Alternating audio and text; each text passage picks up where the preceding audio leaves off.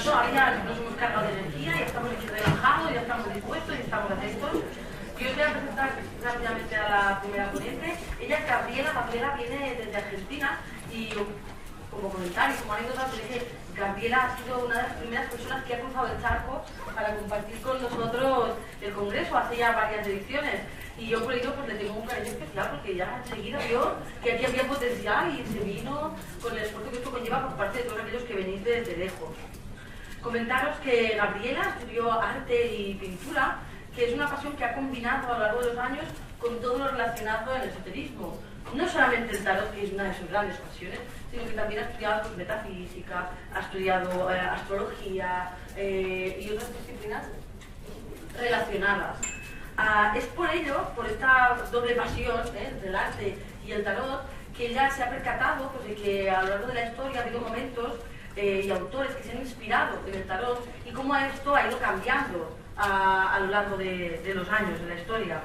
Es sobre este tema sobre el que ella nos da una ponencia interesantísima en la que nos presentará la simbología y el arte a través de las cartas del tarot y en el que nos va a enseñar tarots tan chulos y tan originales como el tarot de Dalí. Así que sin decir nada más, sin adelantaros nada más, os dejo con ella. Voy a pedir un fuerte aplauso para poder empezar.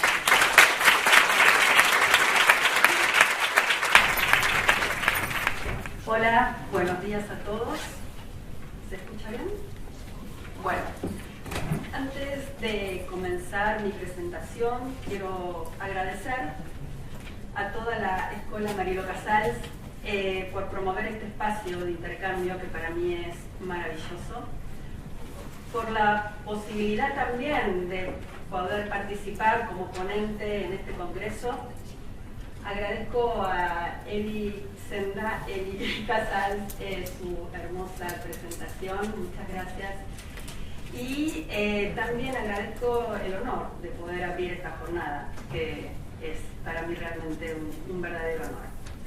Bueno, me gustaría primero empezar esta charla contándoles cuál fue la idea disparadora que me llevó a investigar, a analizar, interpretar y también disfrutar la idea que voy a presentarles. Vengo del mundo del arte, como decía Elisenda recién, y desde siempre todo aquello que sea una manifestación artística me convoca. Cuando comencé a estudiar tarot, hace ya muchos años, cada vez que llegaba un tarot, un mazo de cartas a mis manos, me quedaba maravillada con sus imágenes coloridas y también por las muchas miradas, ¿no? e interpretaciones que podía tener cada carta. No solo a través de su simbolismo, sino también a través de la multiplicidad de formas en las que se manifestaban esos símbolos. Supongo que con muchos de ustedes compartiré esa sensación que empezó a surgir, que fue la de obsesión por el tarot, y empecé a ver tarot en todas partes. ¿Qué? ¿Ahora? Bueno, es así que comencé a ver tarot en todas partes. Lo empecé a ver en las películas, en la música, en la escultura, en la pintura, en la escritura, en las calles, en las ciudades donde tenía la posibilidad de visitar, veía tarot en todas partes. Y desde ese punto partí para hacerme la siguiente pregunta. ¿Es el tarot un arte? Pensé que podía establecer como línea de hipótesis al principio que todo aquello que implique trabajar desde un lugar creativo, intuitivo, perceptivo y sensorial podía formar parte del arte. Podría decir también que el arte es la posibilidad de mostrar en imágenes, letras, símbolos, sonidos, todo aquello que nos inspira. Todo el lenguaje que nos posibilita de alguna manera expresar emociones, sensaciones y situaciones. El diccionario de la Real Academia Española define arte de la siguiente manera. El arte, del latín ars, es el concepto que engloba todas las creaciones realizadas por el ser humano para expresar una visión sensible acerca del mundo, ya sea real o imaginario, mediante recursos plásticos, simbólicos, lingüísticos o sonoros, el arte permite expresar justamente ideas, emociones, percepciones y sensaciones. Desde esta definición, entonces, entenderemos que el tarot en sí mismo ya es un arte, considerado que no solo es un lenguaje simbólico, sino que también es un lenguaje visual, también llamado lenguaje óptico por muchos.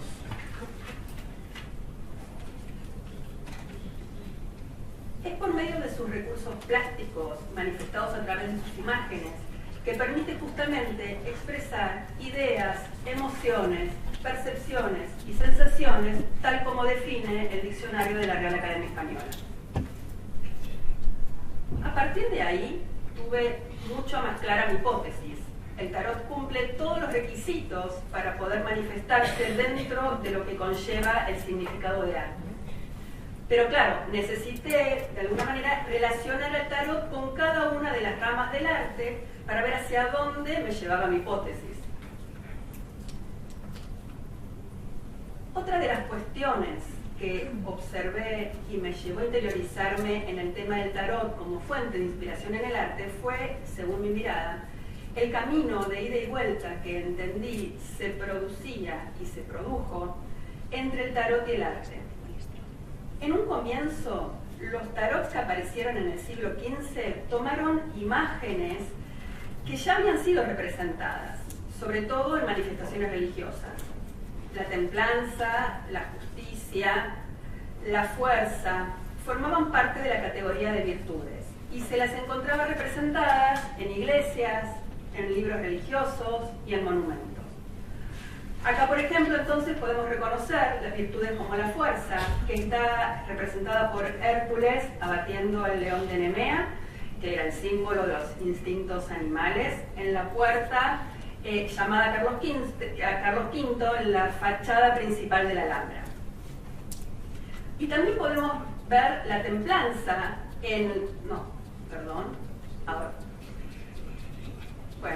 la templanza en la Catedral de Ávila, en España,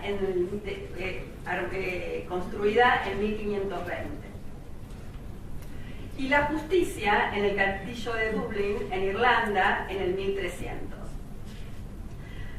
A medida que iba avanzando en el tema, noté que en el siglo XX se había producido un viaje inverso. El tarot pasó a ser fuente de inspiración para diferentes manifestaciones artísticas, en la pintura, la escritura, la escultura, la música y hasta en la arquitectura a nivel urbano. Y es aquí donde me quiero detener para poder compartir con ustedes este fenómeno que se plasmó en el siglo pasado, el siglo XX, y que ha dejado y continúa dejando un sinfín de obras de grandes artistas que se expresaron llevados por la necesidad de encontrar respuestas en el mundo simbólico. ¿Por qué necesitaban respuestas? Bueno, el mundo que se les presentaba, el real, el ordinario, el cotidiano, respondía a un mundo muy desquiciado entre dos guerras mundiales. La obra es muy amplia y una hora no nos alcanzaría para poder explayarnos en la línea del tiempo. Por eso voy a comenzar hablando de un movimiento que, a mi entender, es quien sacó de las sombras a la luz al tarot y también a otros lenguajes simbólicos, y fue el surrealismo. Para ubicarnos en el tiempo, el surrealismo fue una corriente artística que surgió en la época marcada justamente por las dos grandes guerras del siglo XX y se nutrió de diferentes conocimientos que en ese momento se encontraban en pleno auge: el psicoanálisis, el ocultismo, el misticismo, el onirismo, la abstracción y las sociedades esotéricas. Podríamos hacer un paralelismo entre lo que posibilitó el surrealismo y lo que posibilitó y continúa posibilitando el tarot, o el viaje del loco, como también me gusta llamarlo. El resultado es un viaje a la sombra de la humanidad, la posibilidad de hacer consciente lo inconsciente. El mismo objetivo que tuvo el surrealismo como movimiento artístico lo tuvo el tarot como lenguaje simbólico. Los dos tuvieron ese exactamente mismo objetivo, y fue un viaje al inconsciente. El surrealismo creía en una realidad superior, en la importancia de asociaciones espontáneas y libres y en la omnipotencia de los sueños, igual que el tarot según mi mirada. Lo que no se expresaba, lo que estaba oculto, ese era su semillero. Para los surrealistas el sueño jugaba un papel preponderante para poder combinar el mundo consciente y externo con el mundo inconsciente o interno. André Breton, artista francés nacido en 1896, fue el creador y principal exponente del surrealismo. Breton definía el azar como el encuentro de una causalidad exterior con una finalidad interior. Y por consecuencia lo consideraba un aspecto importante de toda creación artística. Es así entonces que pude hacer un nuevo paralelismo entre surrealismo y tarot. El tarot también me permitía ese mismo recorrido, unir una causa exterior mostrada a partir de una lectura de una situación determinada con una finalidad interior que no era otra cosa que la lectura en sí misma, el mensaje final al que uno quería llegar. Porque, ¿qué es una lectura de tarot sino la posibilidad de poner en palabras aquello que el consultante tiene en sombra? Con el comienzo de la Segunda Guerra Mundial, unos artistas que formaban parte de ese movimiento, que en esos años representaba la corriente artística por excelencia, se vieron obligados a huir de Europa y sobre todo de Francia como consecuencia de la ocupación nazi, porque sus ideas, su filosofía y su pensamiento político simpatizaban con las ideas comunistas y eso ponía en peligro su vida.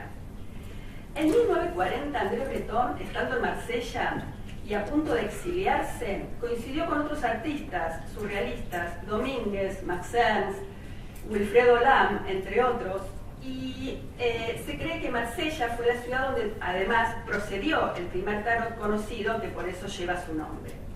Este encuentro los inspiró a crear una especie de manifiesto para poder expresar su pensamiento. No era un tarot convencional, era una versión híbrida, así, a medio camino, que quedaba entre el juego francés de naipes, el antiguo, y el tarot, un juego al que ellos nombraron Juego de Marsella.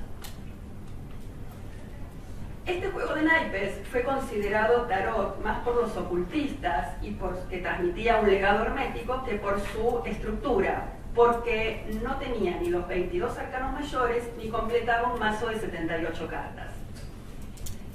Esta carta de tarot, como clara expresión de su arte, fue una de las tantas demostraciones con las que contaron los artistas para poder rebelarse y sublevarse contra la opresión del sistema.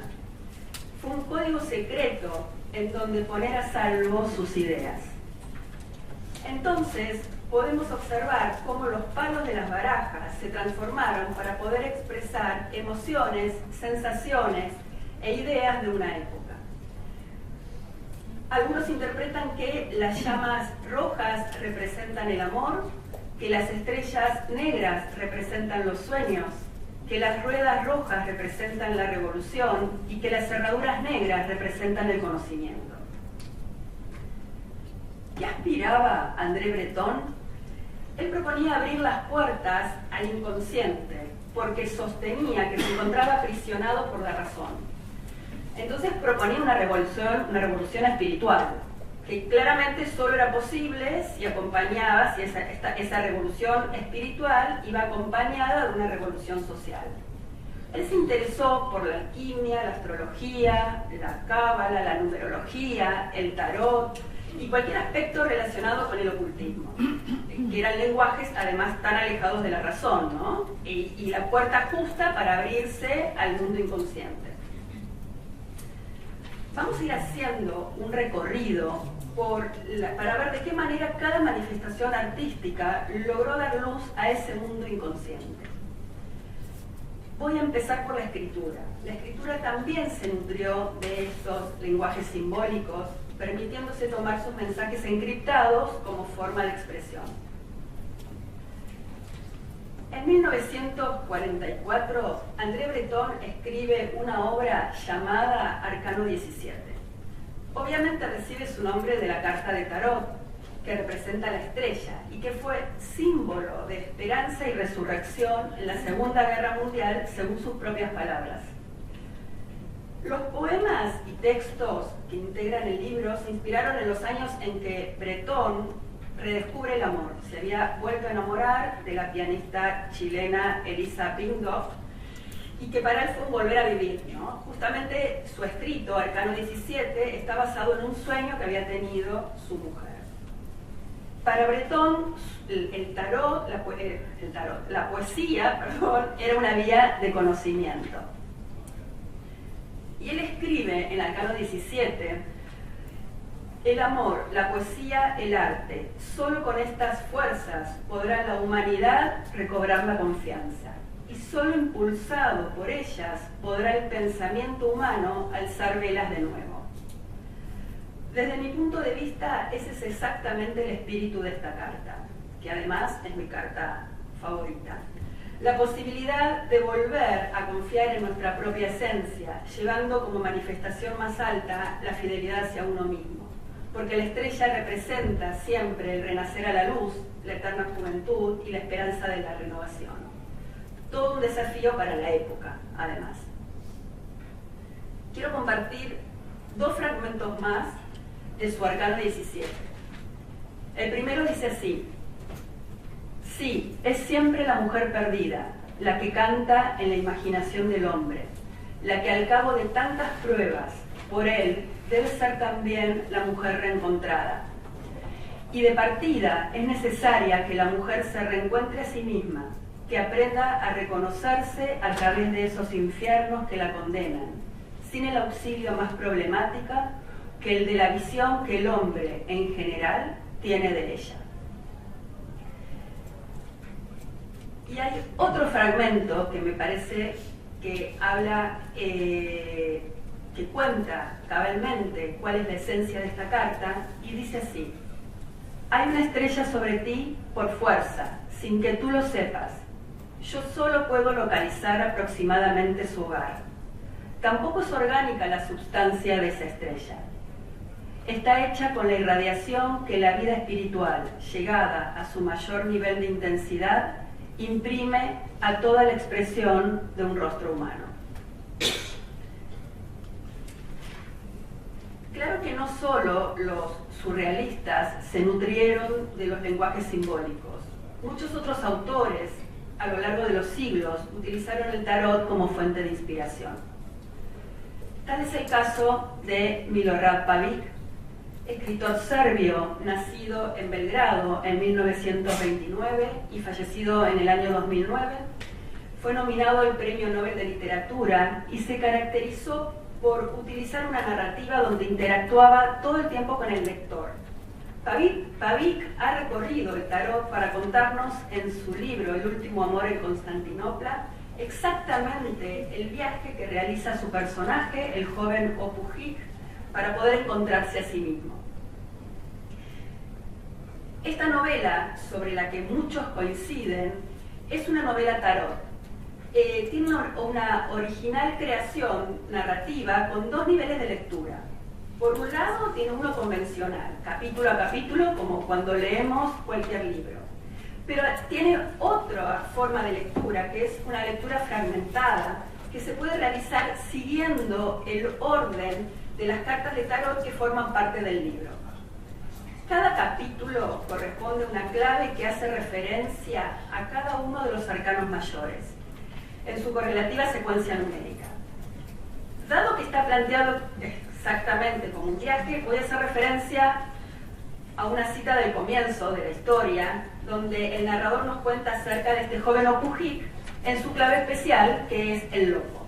Y dice así: se esforzaba para que en su vida se produjera un cambio sustancial, para que el sueño de su vida se hiciera realidad, pero lo ocultaba todo lo posible, y por eso sus actos resultaban a menudo incomprensibles para quienes lo rodeaban. Se está volviendo chiflado, decían sus camaradas, marchando siempre hacia el noroeste, en dirección a lo desconocido. Me pareció una descripción tan cabal, tan cierta, tan poética acerca de las cualidades del loco, que la tomé muchas veces para poder explicar exactamente la naturaleza de este arcano. Quiero contarles también que me puse como premisa al escribir esta ponencia poder compartir autores y artistas latinoamericanos, claramente, en lo posible referentes a mi país, que han reflejado la esencia de los arcanos en sus obras.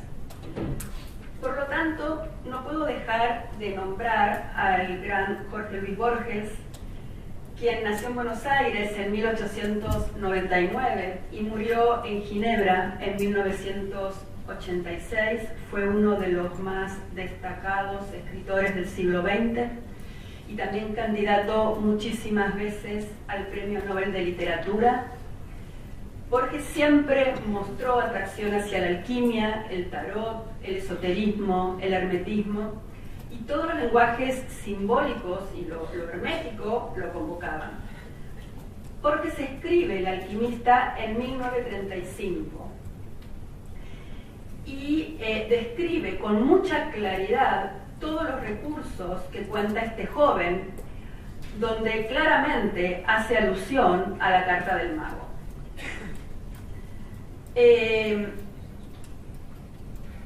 Tomé esta segunda estrofa de su poema, que dice así: sabe que el oro, ese proteo, acecha bajo cualquier azar, como el destino.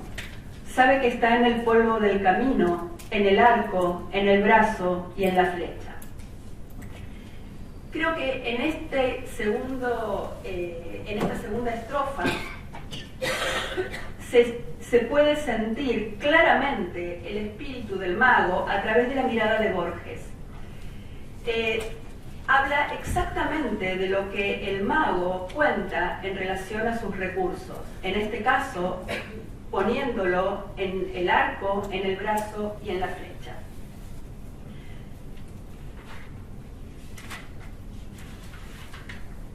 Claro que muchos otros escritores han trabajado con el tarot. Puedo nombrar también la obra de Italo Calvino y de Ariel Plath, entre muchos otros, pero me gustaría dejar la escritura por un lado para poder pasar a pasearnos por las diferentes manifestaciones artísticas, y los invito a acompañarme entonces a entrar en el mundo de las artes plásticas, de la pintura en este caso más exactamente, que sin desmerecer a la escritura me resulta absolutamente inspiradora. Voy a traer la obra de quien fuera para mí uno de los máximos exponentes surrealistas que tuvo relación con el tarot y que es Salvador Dalí. Dalí, como ustedes bien saben, no hace falta que se los cuente acá en Barcelona, nació en 1904 en Figueras, Girona, y en 1930 ingresó al movimiento surrealista y llevó todo su mundo onírico a su arte. Es Freud y la teoría psicoanalítica y toda su intención de entrar en su mundo inconsciente lo que se plasma en su pintura. Él cubre su pintura de simbolismo, de abstracción y de metamensajes. Y esto es lo mismo que ocurre con el tarot, porque me vuelvo a repetir una y otra vez qué es el tarot, y me doy cuenta que también puedo definirlo a través de estos conceptos. Es un lenguaje lleno de simbolismo, de abstracción y metamensaje, igual que la pintura de Dalí. ¿Qué lo llevó a Dalí a estar interesado en el tarot?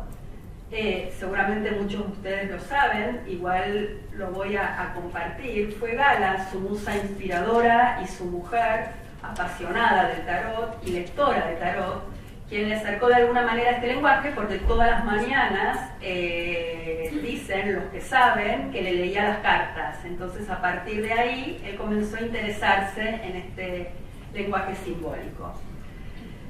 Salvador Dalí fue el primer artista plástico célebre en crear un tarot completo de 78 cartas. En su tarot universal representó justamente todo su mundo violento y obsceno muchas veces, pero a partir de una particularidad. En varias de ellas pintó una silueta humana o cabezas humanas para reforzar con la presencia humana el significado de cada carta.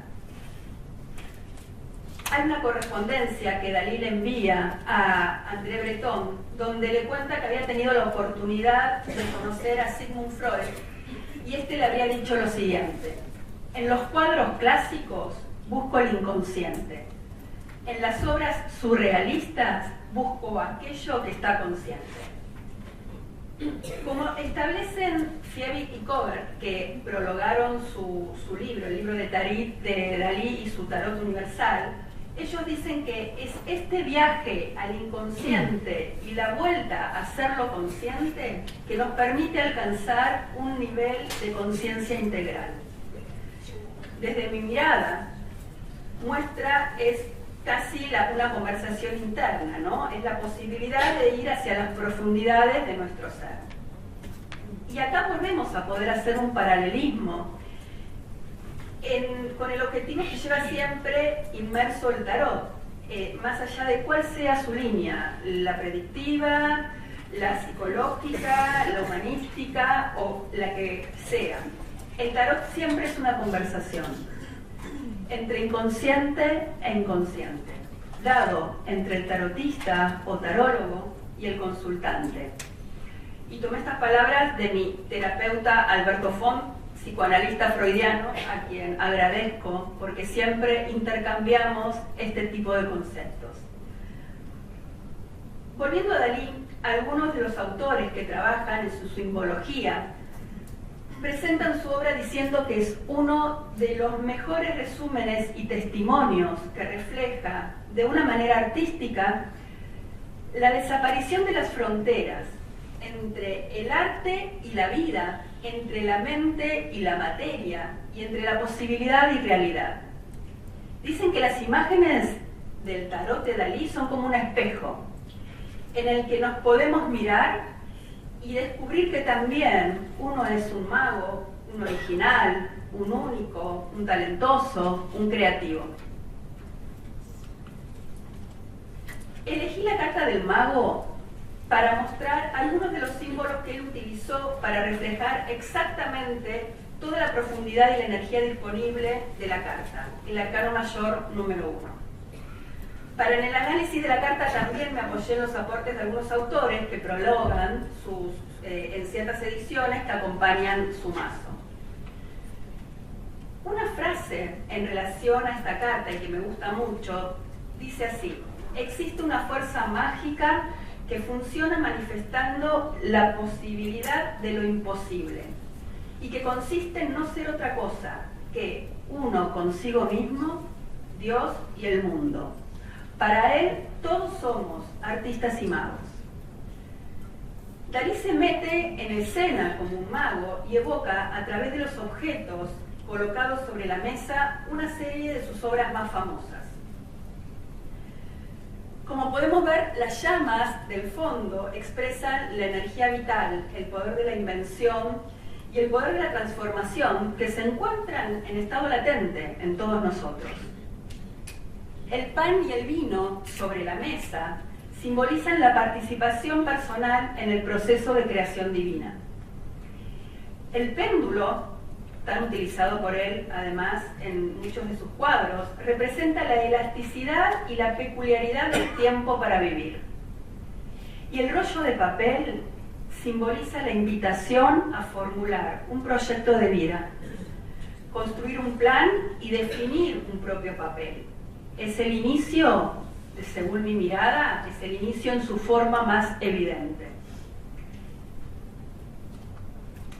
Dalí decía que todos los elementos de la personalidad se deben complementar y unir hacia una meta más alta. Por eso las columnas, utiliza las columnas en la imagen, sin dejar de ser abierta. Por lo tanto, esto está mostrado a partir del fondo azul, que le da apertura a la carta. excediendo incluso a uno mismo, y la imagen, si ustedes ven, perfora la parte superior, y mediante la colocación de la propia acción en un contexto más amplio. Y eso lo muestra a partir de las esquinas superiores de la carta. Dalí le provee toda su fuerza iniciadora al su mago y lo conecta con el universo. No solo representó en su tarot la simbología presente en su obra, sino que cada carta de su tarot también está basada en un cuadro, en una obra pictórica. A veces lo hizo con un guiño y otras de manera más evidente. En esta carta podemos observar, por ejemplo, también los arcos de la Sainte-Chapelle de París en el fondo, semejan los arcos de la Sainte-Chapelle, y también está reflejada el cuadro que él pintó, La Última Cena, en 1955, donde él mismo se ubicó en el lugar de Cristo.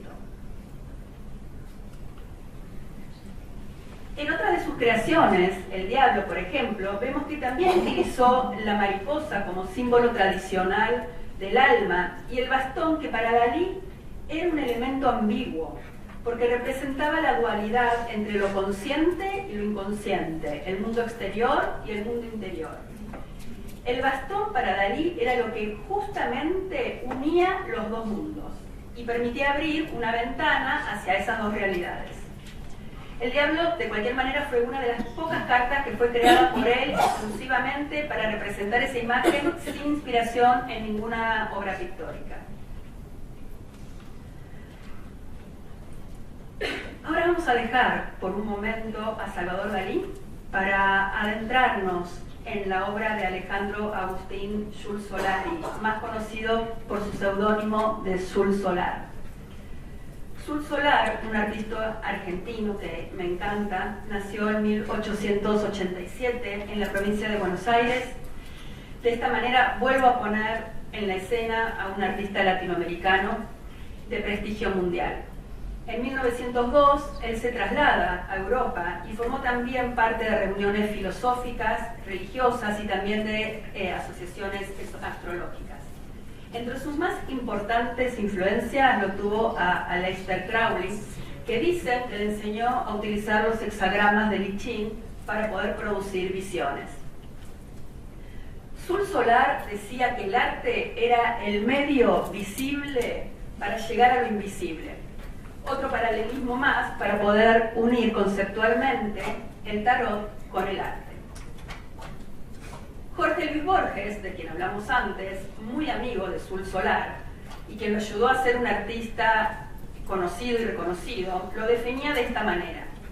Jules recreaba el universo a cada momento, a diferencia de todos nosotros que vivimos recreando tradiciones y conformándonos a las cosas. Jules Solar fue y continúa siendo un referente indiscutido de mi país.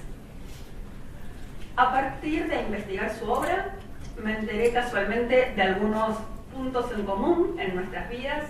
Ambos fuimos a la misma escuela secundaria, ambos estudiamos la carrera de arquitectura y no la finalizamos, para más tarde los dos apasionarnos por los lenguajes simbólicos. Con esto no me quiero comparar a Jules Solar. Jules Solar hay uno solo y para mí, a mi entender, su obra es inigualable, pero me resultó llamativo los puntos en común. En su paso por Europa, se sintió impactado por la obra de Gaudí. En sus obras de gran tamaño, él quería transmitir el nuevo mundo de posguerra y la relación de este con el universo, ¿no?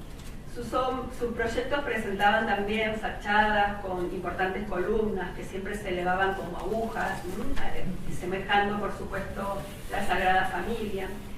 Y desde mi interpretación, lo que Jules Solar quería expresar todo el tiempo era la ilusión de alcanzar el cielo y de esa manera llegar a conectar con lo más elevado, que es el cosmos, el hombre y el universo.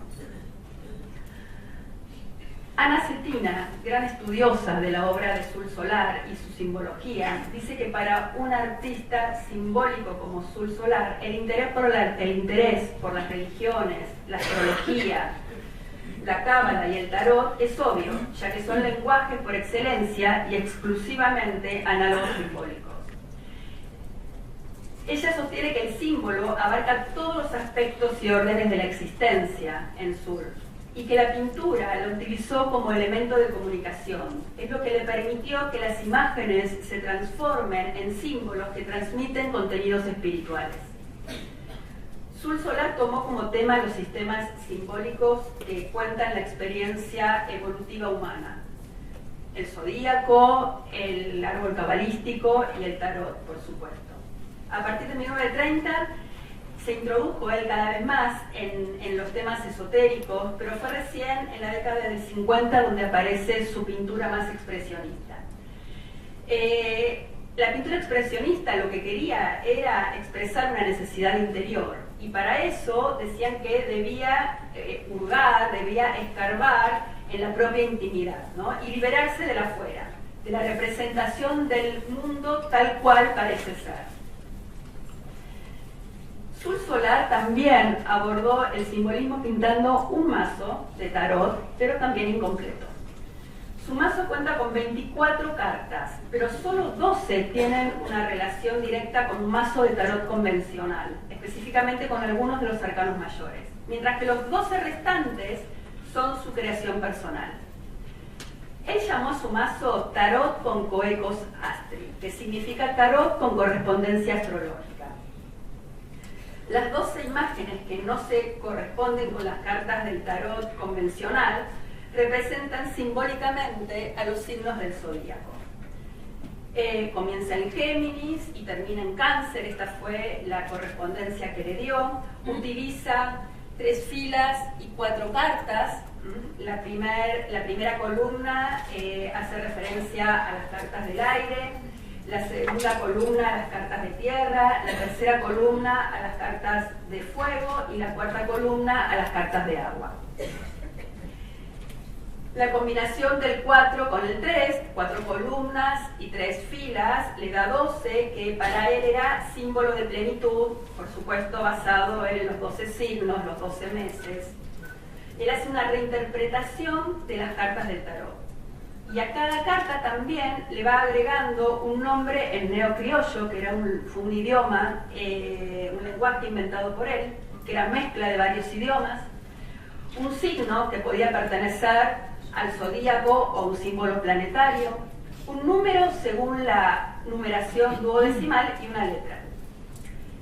En la segunda serie de su tarot, Sul abandona los signos del zodíaco y dibuja y pinta los símbolos tradicionales del tarot de Marsella.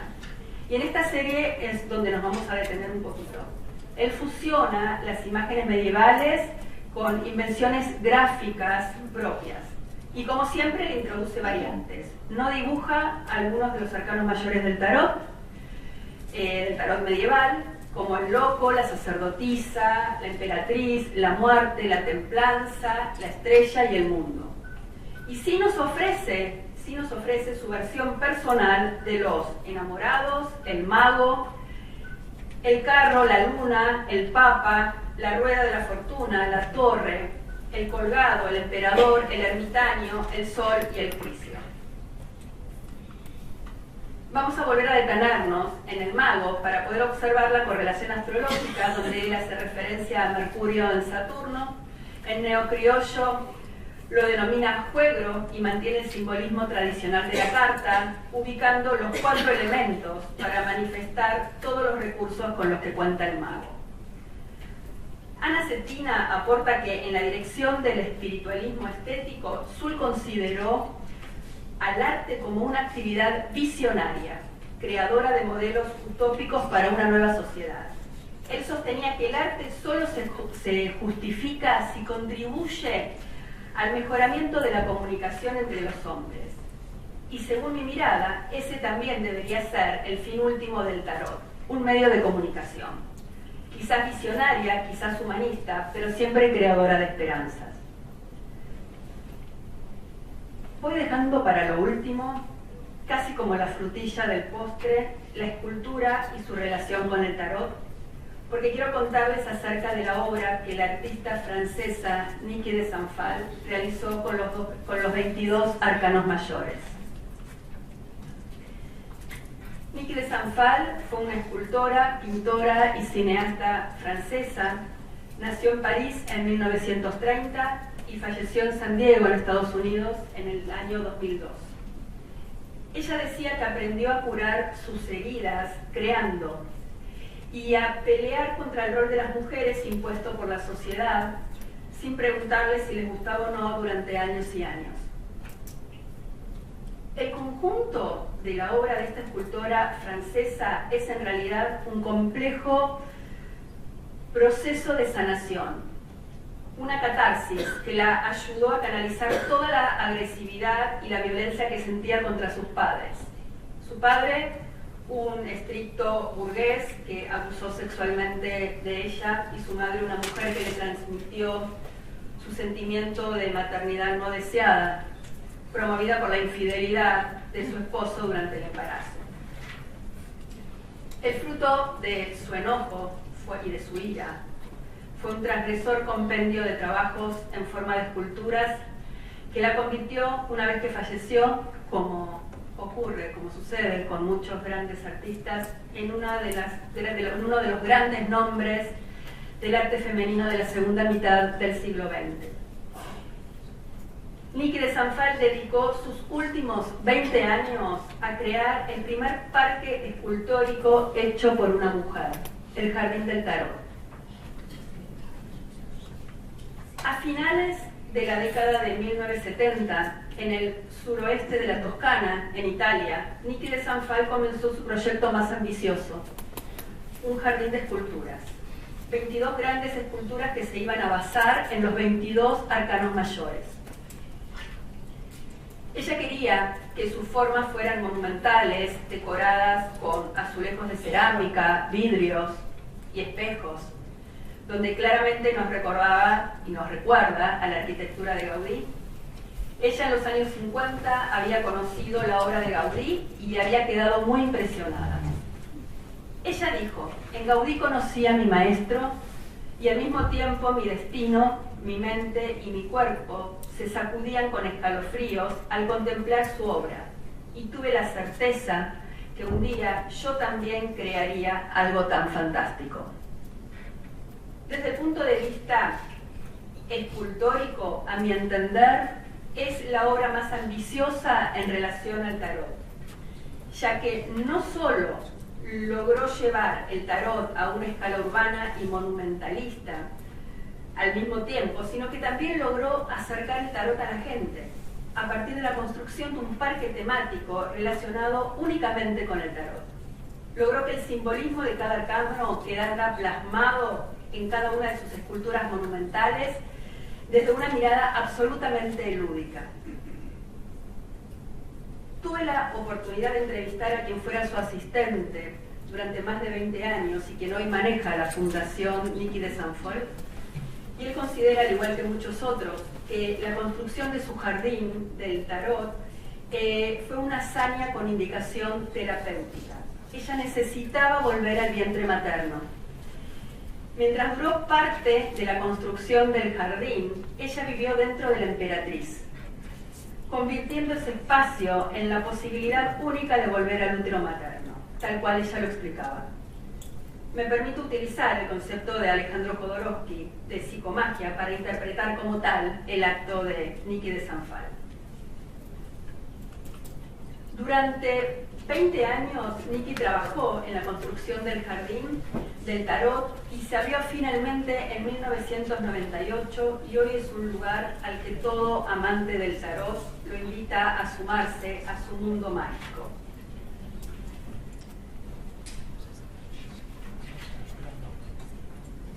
Su obra es tan elocuente que habla por sí sola. Es tan maravillosamente expresiva, refleja tan bien su mundo interno y es tan personal que creo que no admite que yo haga alguna interpretación más. Es el mundo del tarot a través de la mirada de Niki de Sanfal. ¿Recuerdan que yo inicié esta ponencia preguntándome si el tarot es un arte?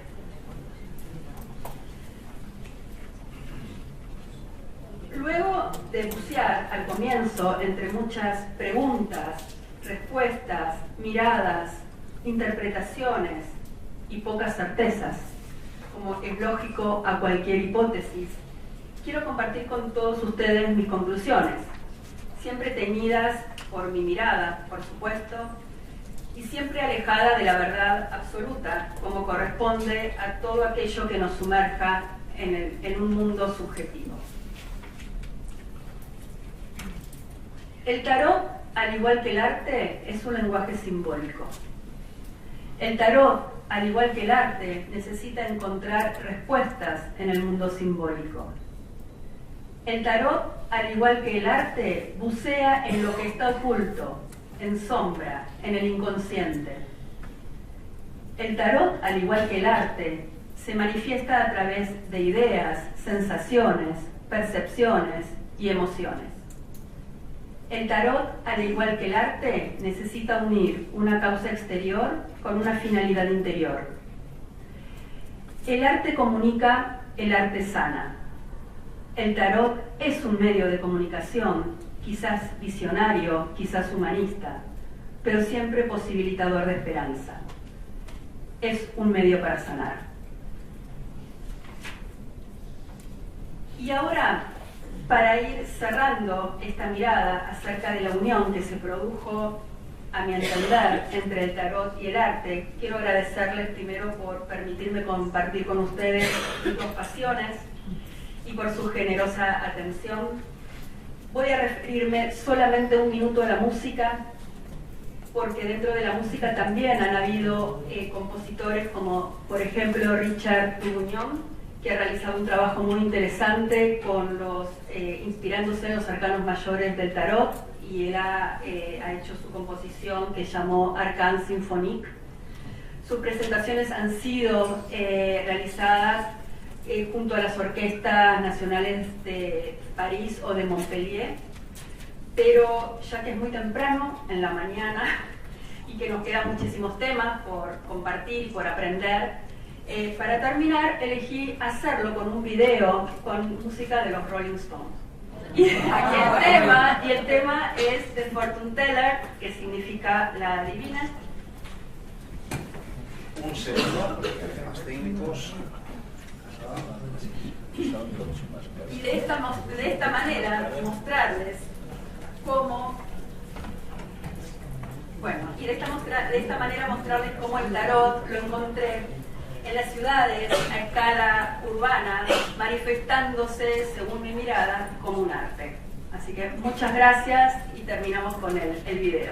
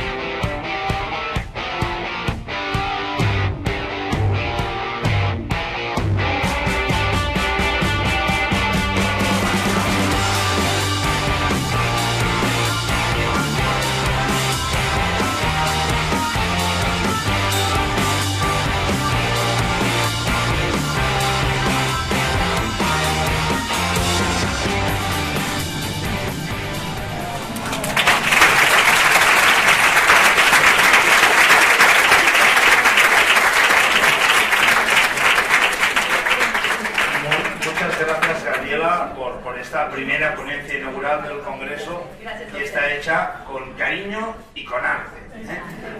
Yo no sé si hay alguna pregunta concreta, vamos un poquito justos.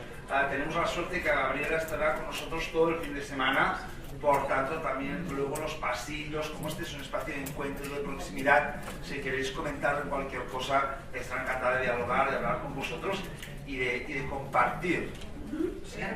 ¿Os parece bien? Muy bien, un aplauso.